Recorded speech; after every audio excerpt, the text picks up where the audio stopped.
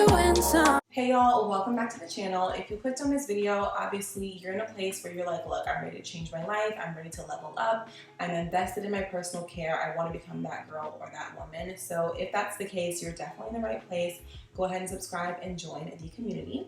So this video is a part 2 of the series that I've been doing of habits that you can implement into your life to become that girl or that woman. So if you missed part 1, it is on the channel. So I'll just link it in one of the cards up here. You can get caught up and then pop back on over to part 2. Honestly, if you watch them out of order, it's not a big deal either. So last time we focused on 4 categories, which was health and fitness, finances, your environment, and your social life. Now in this video, of course, y'all know we're gonna get into 4 new categories, and I'm really excited about these because especially for career, and I'm super excited about these, especially for career. I'm a certified career coach, and I actually just did like this post on Instagram that was like, show yourself in 2019 and compare that to yourself now, and it's crazy how different I look, not just from becoming older and more mature, but from having freedom in my life from my career change. So I'm really excited to share some information on that topic with you all today. Then we're also going to be talking about personal growth, recreation, and romance. So if you're curious about any of those topics, definitely stick around and let's go ahead and jump right in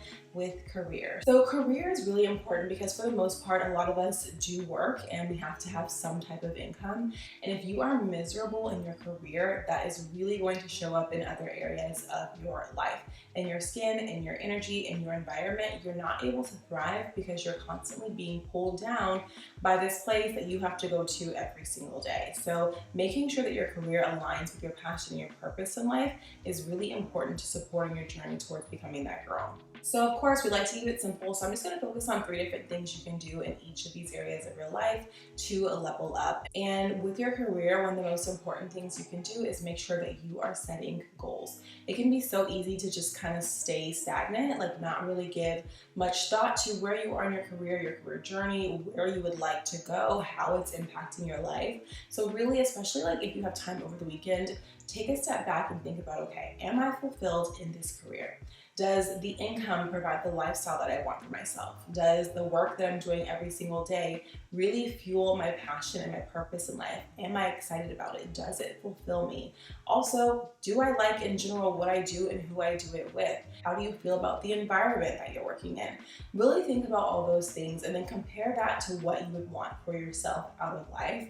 And if it does not align, then it's time to make some adjustments and to make some changes. So if you do get to the point where you're like, yeah, this career is just not it, I would definitely say start with thinking about what you could do next. First of all, dream big. Think of what would be my ideal career and then work backwards from there, figuring out if you need to get more education and more experience, who you need to network with, and make those adjustments in your life slowly, and you will eventually see your career change. Honestly, for me, it was like, oh, that kind of just happened overnight. Like one day I walked out of the classroom, walked into my home office, and here I am coaching full time. So it's definitely doable, but you really have to think about what you want your life to look like in reality.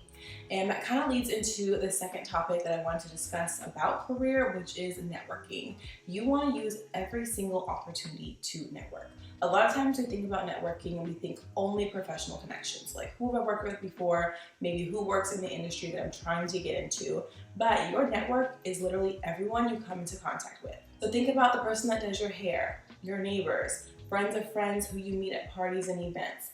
Everyone could be someone who you can connect with that is going to help you level up and move to the next phase of your career. And this is something that we do a lot on vacation, especially if it's like a cruise or at a resort where you're kind of seeing the same people regularly. My husband and I will talk to so many different people about what they do, how they got into the industry, especially if they're business owners. Like, people are so interesting and they will put you onto so many different hats that can help you in your life in a lot of different ways. So definitely feel comfortable putting yourself out there, and that does start with confidence. I have some videos on confidence on my video as well.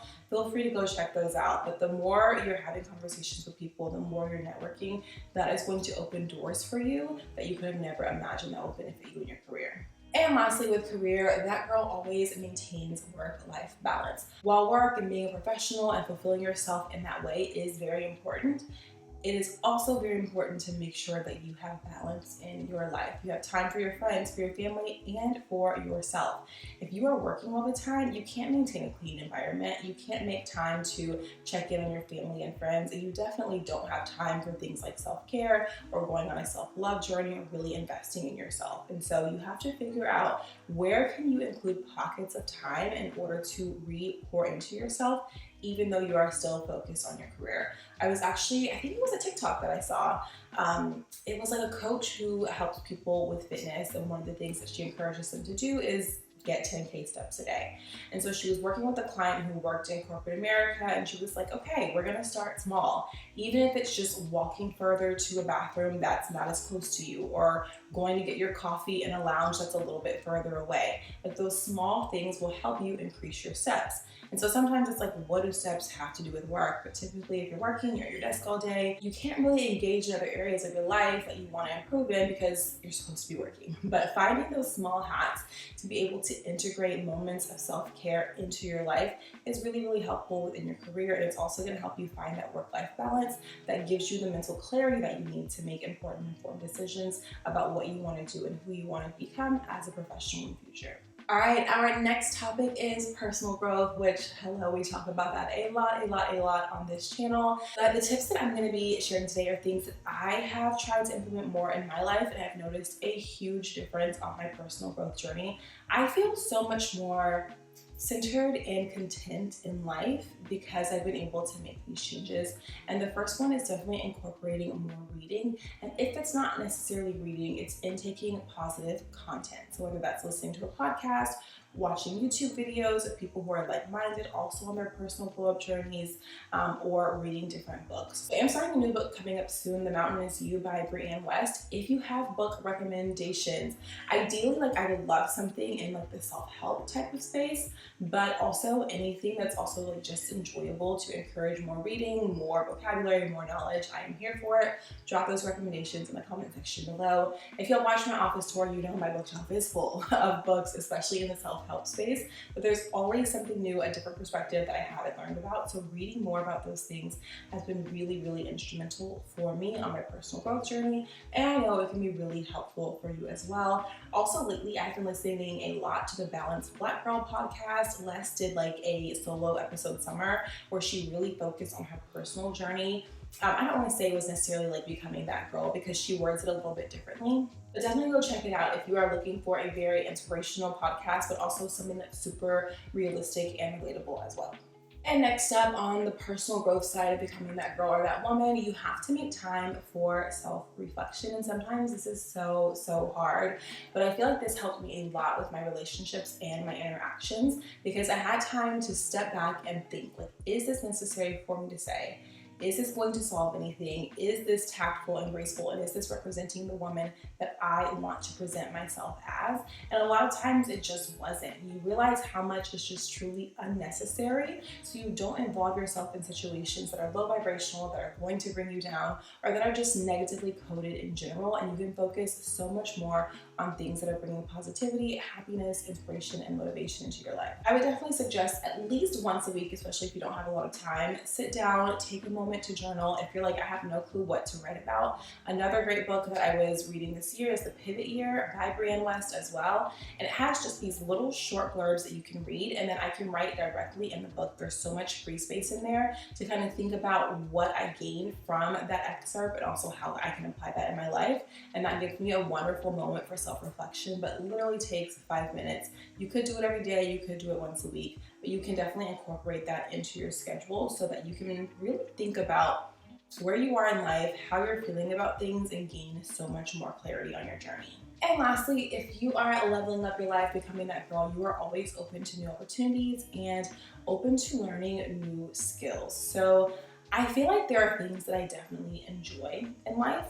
There are things that I'm this is me, this is a part of who I am, but there are also so many things that we just don't know about because we have not tried it before. So I would definitely say reach out to try a new hobby. I think I'm gonna try baking some sourdough bread. That should be interesting. I'll share that with y'all probably over on Instagram since it'll be short form content.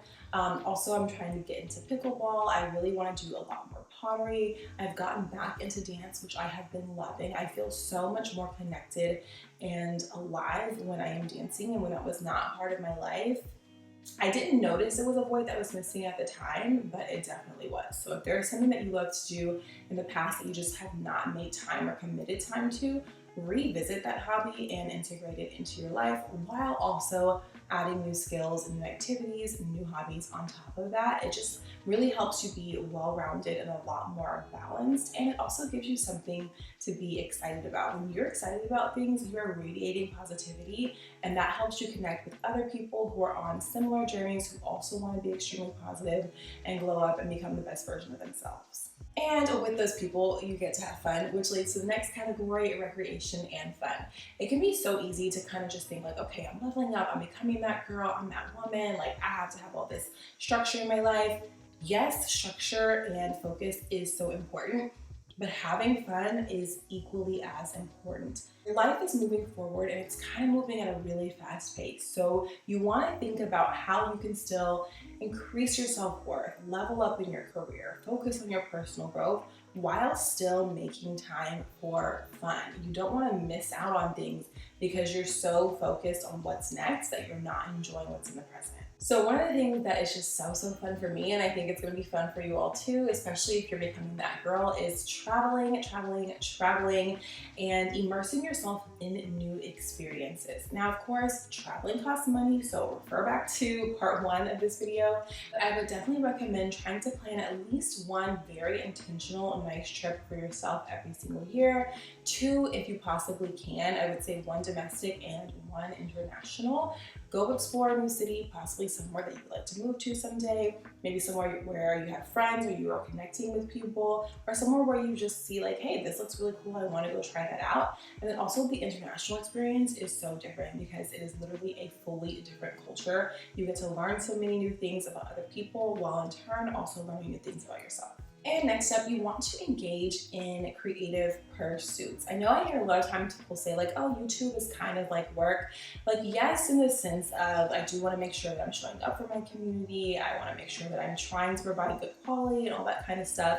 But at the same time, it is fun and it's such a great creative outlet. Now, I'm not saying like content creation has to be the direction that you decide to go, but if you're someone who wants to get into art or music, maybe learning how to play an instrument, learning a new language, like make time for those things in your life, and you'll see how much fun having a creative outlet can be, and also how much stress relief it provides for you, and how many new opportunities and doors are open just because you're trying something different and getting out of your comfort zone and the box that you're used to, and really exposing yourself to so many different perspectives in life can truly inspire you and motivate you to do new things, try new things, or really lean into parts of yourself that you were a little bit afraid of before, because that creativity is a great push for you. And with recreation, probably my second favorite thing to do is relax, take some good naps, and get some rest.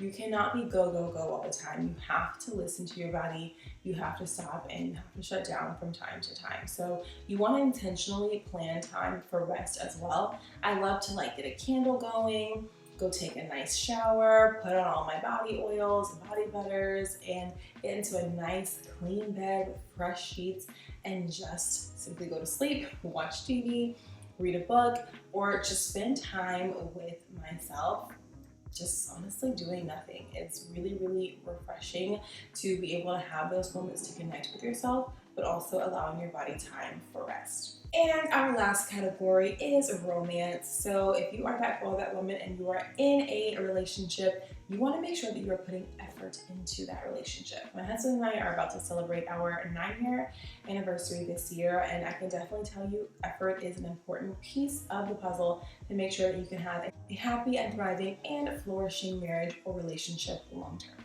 So with that, you want to make sure that you are putting effort into planning date nights and time to spend together.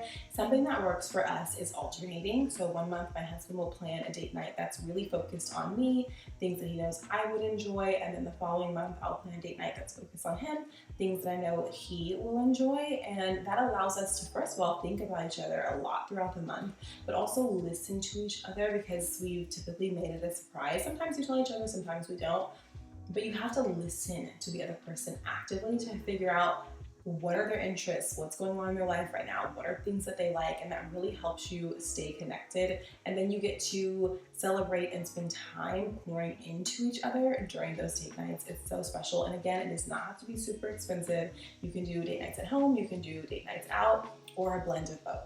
And secondly, if you are being that girl, that woman in a relationship, I know it sounds so cliche, but communication literally is key. It's kind of like I was talking about before, learning to actively listen to your partner, and then at the same time communicating with them when things come up, and communicating your needs very specifically, but also very respectfully.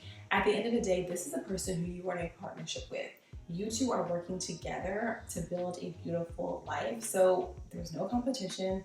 There's no need to be upset with each other, to be rude, or to be disrespectful. Just really be someone who's there for that person. You obviously love them for a reason.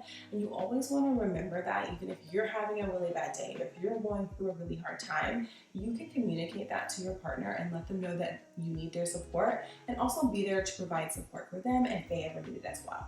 And lastly, I feel like this one is so important, and that is focusing on the importance of supporting each other's goals. You are two separate people. You are two whole people on your own, and then you came together to make something even more special. But at the same time, you can't let go of who you were, or your personal goals, or what you want out of life just because you're in a relationship with someone else. While it does take collaboration, understanding, and sacrifice at times, you can't lose yourself in someone else. And so you really want to make sure that you and your partner are very focused on supporting each other. Let them know what new ventures you're working on and things that you want in life. I have been, for the past 2 months, working on something new that's really exciting for me, but it's also been very challenging. And being able to go to my husband and say, hey, these are the wins. Today it went really well. Like, I'm so excited. The ball's rolling. We're on to the next level. But also, like, when it doesn't go so well, I'm like, man, this one didn't go as planned.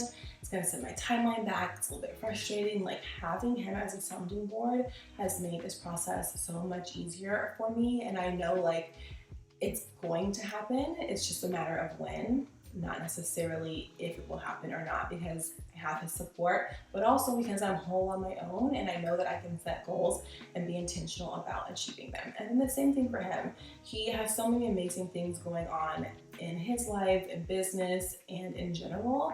And I want to be supportive of those things. And also, even if it's not like business focused or leveling up or getting to the next place in life, even the small things. So yesterday was the first day of football. I don't know if I'm saying that right, but basically the season started yesterday. He loves football. So when he left to go get the wings, I was like rushing around the house to like make a cute little setup. I'll insert some pictures, but he was so happy. It was like just a little thing with the two of us that we were able to do at home, but taking the extra time to really think about the other person can make a huge impact on the happiness and the supportiveness in your relationship. All right, that wraps us up. I hope you enjoyed this content about becoming that woman, becoming that girl, and the habits that you have to have in place. I try to keep it pretty simple with 3 different tips for each category, so it's not overwhelming, but definitely comment below which of these habits you want to implement into your life, or which category you plan to start off with for the upcoming week. Thanks for watching. I'll see you in the next one. Bye.